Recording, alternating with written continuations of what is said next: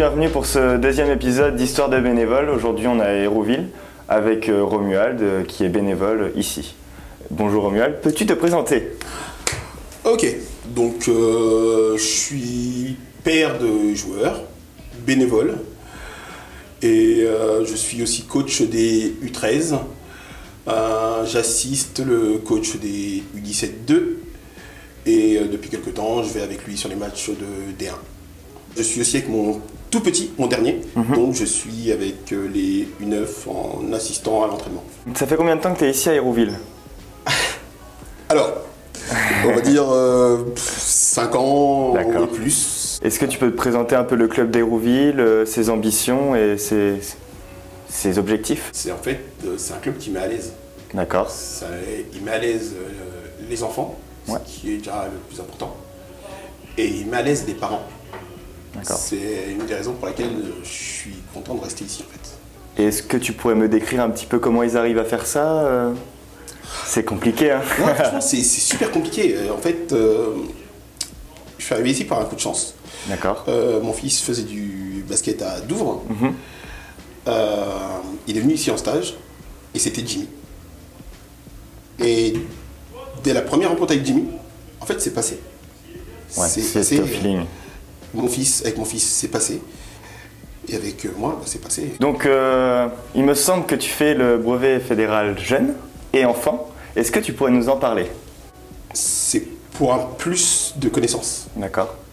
J'ai l'habitude d'être avec des coachs qui ont de l'expérience. Et j'aime poser des questions. Je veux apprendre. Je suis pas sûr que je serai du niveau. Je pense même que je serai très loin de leur niveau. Mais j'avais besoin d'avoir des connaissances. Je voulais avoir plus de choses.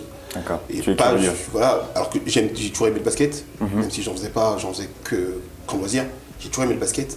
Mais avoir plus de connaissances, c'est un plus. Et là, c'est même pas que des connaissances basket, parce qu'en fait, on a de la connaissance sur de l'encadrement, qui, pour quelqu'un qui ne fait pas un sport, on va penser que en fait, on est là, on s'occupe d'eux juste pour le sport et c'est fini. Alors que non, il y a plus que ça. Tout un processus.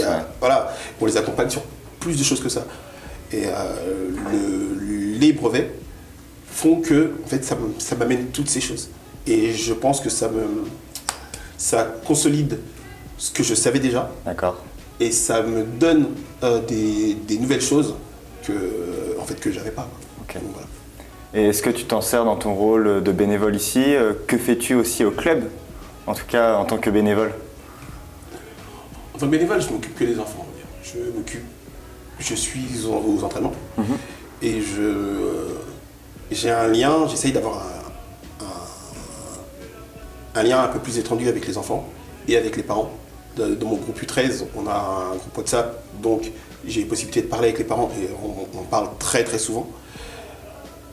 Avec d'autres joueurs, comme on va dire des U17, même si je ne suis pas leur coach, ils ont l'habitude de venir te voir, de venir me voir, conseil, et pas forcément conseil strictement basket. Ouais. Donc, en fait, c'est ce relationnel que tu peux avoir avec les jeunes qui font de toi ce que tu es ici en tout cas. C'est ce qui m'intéresse dans le club, sincèrement, ce qui m'intéresse. C'est vraiment le relationnel. Ouais, de toute façon, la base c'est eux. Donc si on ne s'occupe pas d'eux, on n'aura pas d'équipe plus haut.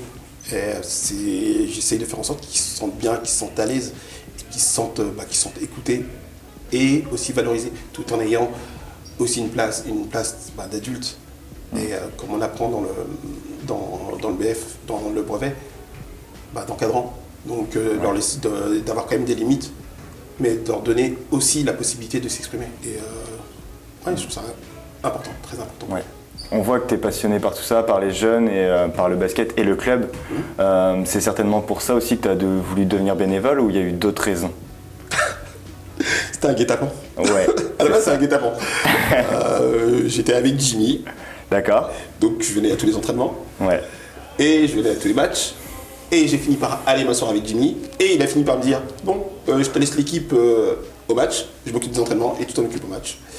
Et l'année d'après, j'avais une équipe. Voilà. D'accord, ouais. Donc, et après, on m'a dit, peut-être parfois, on va leur penser à passer le brevet. Et là, pourquoi pas?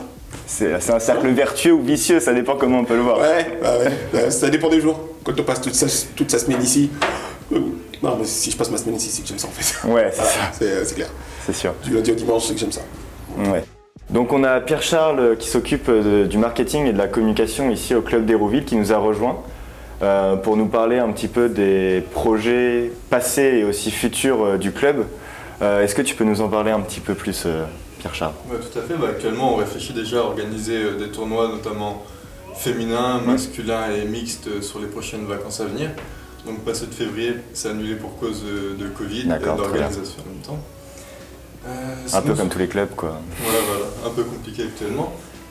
Sinon, on essaye aussi, on a déjà un calendrier annuel où on a organisé des stages pour le reste des vacances à venir. D'accord. Donc là-dessus, on est OK, c'est toujours en place, pas de souci.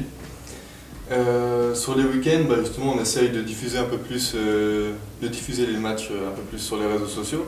Comme ça, les parents se sentent un peu plus investis. Et on essaye aussi d'obtenir de nouveaux bénévoles par ce biais-là, donc surtout n'hésitez pas à nous rejoindre. Très bien. Donc on va finir par la dernière question auquel tu pourras répondre, mais c'est surtout Romuald qui y répondra. Romuald, quelle est ta définition du bénévole? Non, c'est un engagement, fort engagement, un maximum de service et être là pour le club, les enfants et les parents. Très bien. Voilà. Et pour toi, Pierre-Charles? Justement, les parents sont régulièrement là pour accompagner les enfants, donc on est content de leur présence. Très bien. Eh ben, merci à vous deux. Merci pour le temps que vous nous avez accordé. Et puis, on vous souhaite bonne continuation.